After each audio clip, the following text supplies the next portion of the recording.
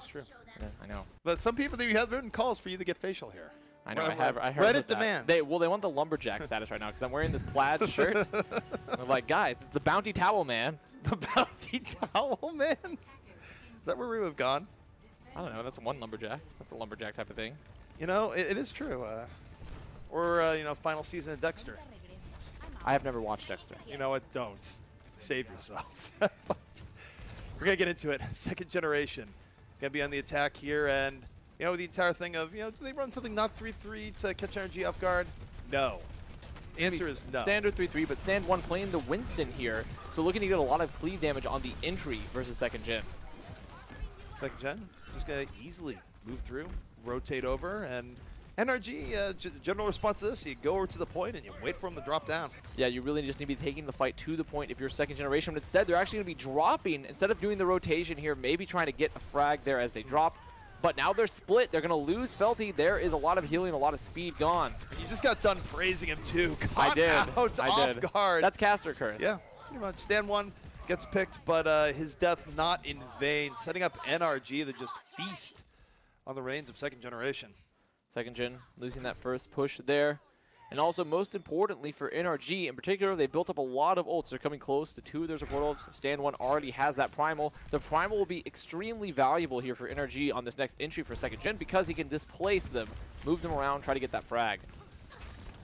Second gen, just going to go straight up the middle. This time, no fancy rotations, they go straight over and in. But the problem is they feed Stand 1 primal, and Stand 1 just bops Eclipse, knocks him around. The disruption, absolutely fantastic. Graviton, interesting choice to grab there. Yeah, I don't think they needed the grab for Kevster. They already had Eclipse down. They were hurt. They were out of the mech.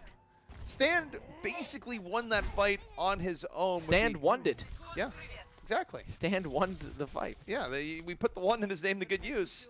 And then Kevster's just like, I can grab too. It's like, great, but didn't need to. So now no grab, no primal up for NRG. Second generation going to have the grab of their own, but support ults up for NRG. And no combo just yet. Bipop needs to get that Diva Bomb. Shadows. As Eclipse is flattened and so is Felty. Yeah, Eclipse's nightmares right now involve a Winston just stomping on him mercilessly. NRG is catching second gen on these rotations constantly as they enter. So second gen, they have to make an adaptation, potentially even to this, just make a small adjustment to when the supports enter in respect to the front line. Have them enter at the same time or even a little bit before rather than staggered, because that's what's allowing NRG to catch them. Well, the scary thing here is Eclipse has probably been conditioned to just like fear for his life when Stand 1 gets remotely near him, so I wouldn't be surprised if Stand 1 leaps in and it causes immediate transcendence here. Would not be surprising at all. Also, second generation should be just trying to take this fight to point again in my world. There's the beat. So beat comes out first. We're going to use that to protect. And Eclipse layers the transcendence before the beat is even fully gone. Felty out of the fight early. Self-destruct being investigated by second gen. And for second gen, it's still working out okay. They've invested a lot here, but Stand 1 can be looking to buy a little bit of time here again. Just, he won't leave Eclipse alone. The restraining order just not Chronodata ignored. Oh my goodness, they had to save Chronodata from Byram there. Felty picking up the frag. Chronodata so low, but this should be capped for second gen now. Yeah, second gen can be able to go forward, and Stand 1, no one can eliminate Stand 1. Only he can eliminate himself. That's going to be first cap going the way. Second gen there. Byram will have trance up, so it will not be an easy snowball push for second gen. They have Shatter coming up. They have the rally now. So if this is probably actually one of their best shots, since there are no big ults for either team just yet. And second generation looking to play this pretty standard. They're going to go up right side, high ground. They're going to have the Diva and Bipop rotate around the left-hand side, do a little bit of damage. And oh boy, Reinhardt just get completely displaced early on, leaving things open for Stand 1 on the top. And really nice job there from NRG. I think it was a combination between Pugs and Pooks. Pugs and Pooks. The double P. Pugs and Pooks kind of sounds like an ice cream salesman. Maybe. An ice cream salesman. Like know, a door-to-door ice cream salesman? Yeah. Isn't that just like an ice cream truck? I don't know. Maybe. Could be. It could be. But NRG holding on here. They do have the Transcendence still. They're coming up to the grab. They have the combo very soon. Second gen. They had to invest that rally there. They didn't really have very many ults, though. They did not use the Shatter either, so it's still pretty equal in the ult economy game. NRG just going to hold up top here, and second gen when do you want to rotate around and not just challenge high ground? I personally don't think challenging high ground is ever necessarily the right play. We've seen this a lot in Contenders. I hate that play, but they do get the D-Mech onto Smex. Smex was so close to getting away from that. He just barely got clipped. Now they're going to drop the grab. They won't have the fall through there. They would if Smex was still around. Transcendence from Eclipse going to be used to mitigate the worst of it. Transcend used on the other side. Smex is able to remech. Still has the bomb in play, but because Kevster is able to get shadows, this actually could work out in NRG's I mean, favor Kevster has extent. too much damage. They have too much utility now with Kevster still being alive. That's going to be the end of the fight. That was a play. We've seen that intro a lot. It was a fact from Mayhem Academy last season.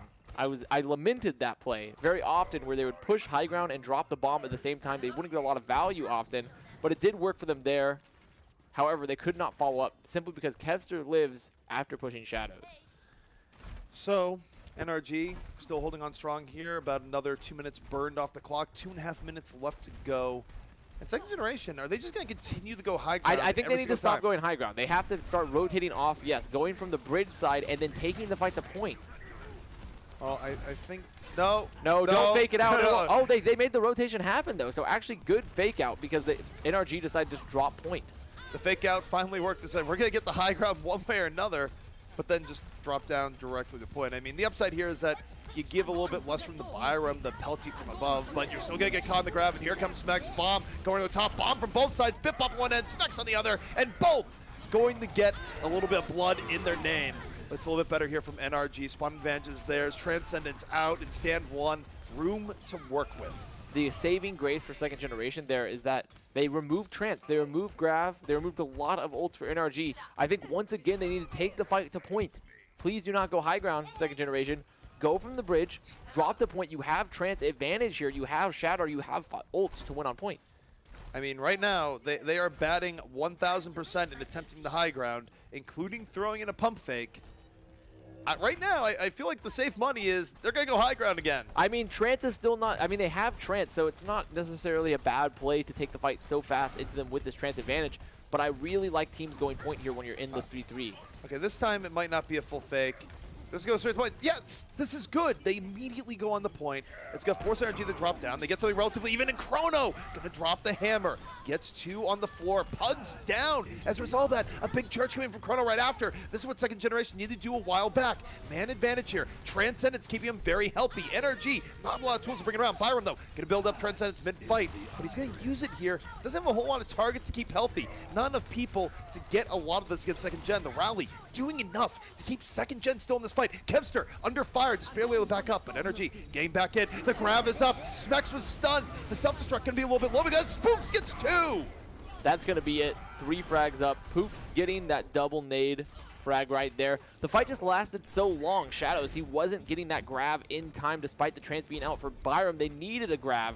Second generation desperately needed the grab. Now NRG hold the point. 7 seconds to touch. It's very unlikely they will. No one really super. Diva might get there. Diva's going to get there in time.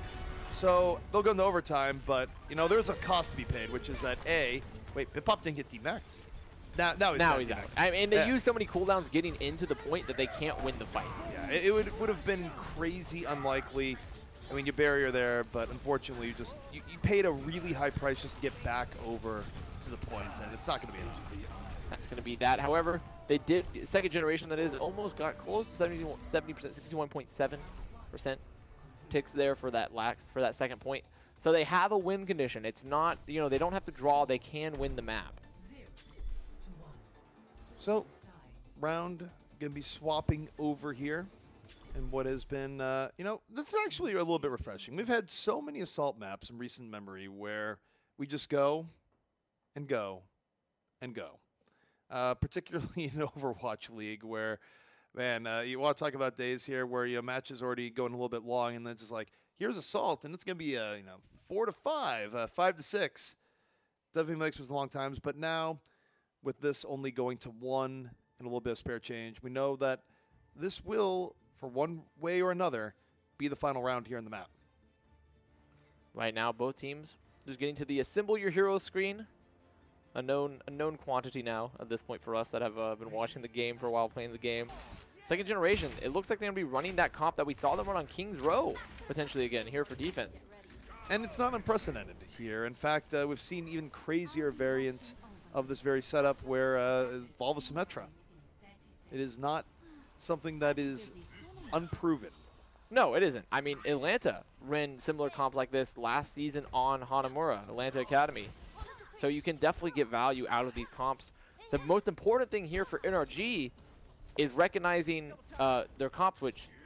Are you going to be making swaps? Are you going to be making some hero composition changes, or are you going to be locked into the 3-3? Well, the other thing here too is also how second generation. Actually, they're not even rolling out. Oh, they are. Okay, they are rolling out 3-3. They have gone full 3-3. So NRG are going to have two choices in terms of their rotations or the hero swaps. Well, again, it's going to be very interesting. Where do they see it and then immediately start rotating back? Have they realized that? I mean, really, the easiest way, we've seen this before, the easiest way to stop a composition like this, especially on Hanamura first, is... Oh, they're going for it. You need to take the fight to point, though. They're going to hope to win this dive, but already Smex is DMAC. Instead, they're going straight for the Bastion, and Shadow's going down. It actually could work out quite well for NRG. Chrono Dota down, the heart of the composition, the Anchor and Bastion out of it, and Pook's going to knock Felty off for good measure. Getting two, Pook's getting two, Pook's getting three, actually. Pook's getting 2 melee frags there in the fight. Great dive from NRG. Maybe some cooldown mismanagement for second gen because they had the Brigida, so they should have been able to save those frags with that pack. Very tough now for second generation, where the problem when you run a comp like that point A is that once it's broken, you got to swap. And NRG, they can take a slow fight here, buy themselves a little bit of time, but still keep momentum, but basically end the map. I would like to see NRG as well, since they're running the Winston. High ground here is they can't win the fight. They're actually going to be looking to sandwich. They use the bubble to displace, and second generation, instead of staying and fighting, will just back off. What NRG needs to do here, don't go crazy engaged right now. You know you have a huge edge in ults. Just poke for a while. Really leverage that advantage and then go in once you go in, because you're going to have such a huge edge. And it's vaguely what they're doing. They are trusting Byram's going to get his Transcendence in time. Eclipse is down, Transcendence is up, and NRG looking very good for a quick cap now. Now that's going to be so many frags moving the way of NRG. That frag from Byram, stand one, having the primal. They clear everyone off the point. That's that. Yeah, that is going to be that. And NRG absolutely relentless there on the attack. And, you know, we were kind of debating whether or not that was the best approach to take versus the Bastion there, but gotta tell you, worked out. I mean, it was a really good push for them. It was clear there was some cooldown mismanagement, I feel, for second generation there. The initial dive, there isn't that much damage that's coming in because a lot of it is blocked by the Orisa barrier. It's really the Winston cleave, it's the Diva push, so you need to have that armor pack on who's low. You know, something happened there. It's very micro play, and they just weren't able to sustain that initial dive. And because of that, they had to swap their comp entirely, like we talked about for second. They lost the ult game, and they just got rolled from there. And, I mean, that's one of the things you see a lot in Overwatch, which is also, people wonder, is like, why is 3-3 so strong? Is that a lot of it does come down to the fact that these compositions, or 3-3, have very, very good ultimates, but when you go to comps that can actually outplay or, like, compete somewhat evenly on raw mechanics, right?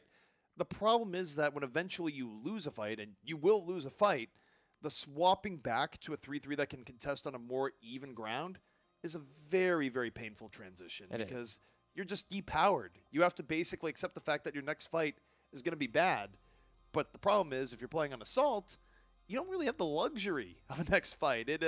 Decisive fights in Assault are really the name of the game. So it does make it have a very high cost to run something off the meta and then get punished for it. I mean, it is. And when you're making the swaps, especially in the 3-3 meta right now where ult are so defining, on top of them you just lose ults in the ult economy game, but swaps. But because these ults are so defining about how the composition works, because they're so strong, you have Graviton, you have Bomb, you have Shatter, etc. Making swaps and not having those ult charges up for the next fight, like we saw there in Hanamura's second for second generation, means that you are just such a disadvantage moving in from that snowball push. One thing worth noting there, too, for NRG is that they had a lot of faith in Byram there in the final push, where personally looking at it, I thought, okay, they can even wait a little bit longer than they did. They went in earlier than expected, but they also figured that Byram would be able to get Transcendence up in time to save them if they got in trouble, and did get Transcendence up very, very quickly. True. I mean, but Byram has been building Trance very, very fast. Yeah. He's been looking great so far. Looked great last season. Is looking good this season. 3-0 up now for NRG over second generations of the series. They have won. They have won that series. But now it's map wins. It's all about map wins for second generation and NRG both. As we move on to Junkertown as our escort. Yep, it's NRG with the series, and second generation now, again, looking for that map victory where I think for them, they probably look at the previous match and go, all right, if we're going for the map moral victory, let's not repeat the series right before us because that was a little bit ugly. Envy was playing with their food. Envy, they did have a little bit of a playing moments there for them. But NRG probably, I don't think they're quite as playful as Envy. You know, there's a very band of brothers. As Shadows gets the early pick on a Byram as the door is open. Gets 2. Okay, Shadows is absolutely beasting NRG here. Any hopes of a strong early hold going to the wayside. And now he's looking for the Zarya. One 3. more headshot just to the pile. And one thing that you can say here as a really bright spot for second generation, Shadows has a very explosive Widowmaker. Oh, for sure. I mean, even his Zarya, it's not perfect by any means, but he definitely has very good moments on it. Shadows looking very strong. So there's something to be built around there. Him and Felty, I think, are very good bright spots for second generation. And now, they're making the swaps completely because you see NRG, they make swaps in return. They get the Widowmaker, they get the Sombra, they have that Hammond. So a lot of swapping going out here, and the interesting thing is that NRG not really that worse for the wear for losing that first fight. No, I mean, I think it was actually a great play to swap because there isn't a huge ult economy disadvantage here when you're playing against second generation's first comp. And now Kevster, really quite a bit of room to work with here on the Widowmaker, where, yeah, there's a Winston that can dive in on him, but Winston's going to get chunked. Headshot really early on. They can go back and focus on ChronoDota now. He's isolated a Winston away from his team. Going to have to use Leap just to get back, which means he's not going to be able to get away if they focus him here. No, but they're not going to be able to really focus him too hard right now because a lot of this duel right now is based around the Widowmakers. Kevster is a huge part of the damage for NRG. Widowmaker for Kevster, still in the back, relatively well supported here by Pooks and ChronoDota. Going again, the Zarya shield going up on him immediately, makes so he's not going to get shot in the face, but Kevster goes, all right, I can't shoot the Winston, going to go shoot Eclipse, it's going to be totally fine, 2 pickoffs, and now he's just going to shoot ChronoDota as he flees. ChronoDota trying to hide around this, but Kevster going to be picking him up. Kevster doing so much damage. 3 for Kevster. And Widow is such a strong hero on Junkertown. The sight lines are so incredibly long. We've seen Widow, even in the 3-3, has been a very dominant pick on Junkertown. And Kevster is just absolutely dominating right now. We talked about Shadows in the beginning, but it's not like the other side has been trying to go in on him here. And, okay, this is how they're going to do it. They're going, okay, ChronoDota, you're not going in on Winston anymore. We're going to do double sniper, and if the Widow doesn't get him, the Hanzo will. Second generation now moving out. We're looking to play very slow with ChronoDota on that Orisa, just trying to bring point presence and let their double snipers flank around and look for picks. Kevster holding in the back where he has to be more conservative now. The fact that he doesn't know where either Widow or Hanzo are at all times means that he is one shot away. Sonic Arrow right over on him, so he is a known quantity. Meanwhile, though, NRG still with a decent front line, making it tough for second generation as they try and rotate around. EMP can be used here, and now they dive in. Minefield out, and it's good isolation from NRG as Kevster now more room to work with once more. Great EMP from Pugs there. Pugs was waiting for them to be grouped. All of Stan Wen and Specs' presence there was trying to get second generation to come close together, get them funneled into a place where the EMP would be great. And that is what Pugs did there. He's able to immediately delete Eclipse. Eclipse still has this trance now, so they have that defensive ult. But second generation, they don't have a lot of very good ults. They don't have very much in the bank versus NRG. Everything is based for them around their snipers getting picks. And the thing for Junkertown here is that you just have, we've seen an absolutely dominant first point hold earlier. Now, might be seeing it here again. Shadows, he has to find Kevster. Kevster, number 1 target here, looking for it. And he sees him via the Sonic Arrow, but under pressure. Thrown a bit back, 62 HP, down he goes, Byram, gonna pressure him out. And Specs with the self-destruct, buying even more room. Final 13 seconds here, and second generation looking absolutely disheveled as they can't get anyone with any firm presence on the point. This is the first hold right here. There are no players up for second generation. There's gonna be the bomb coming out very late for BitBop, but it's over. First gen, or second gen, I should say, getting held by NRG Esports. Oh, mercy. Calm down a bit. It's okay. You had a good hold. Very, very good hold for NRG. And that's really the problems with these double sniper setups, is that it's so reliant on those two getting picks. If you're not getting picks, you are likely not winning fights, and they were not winning.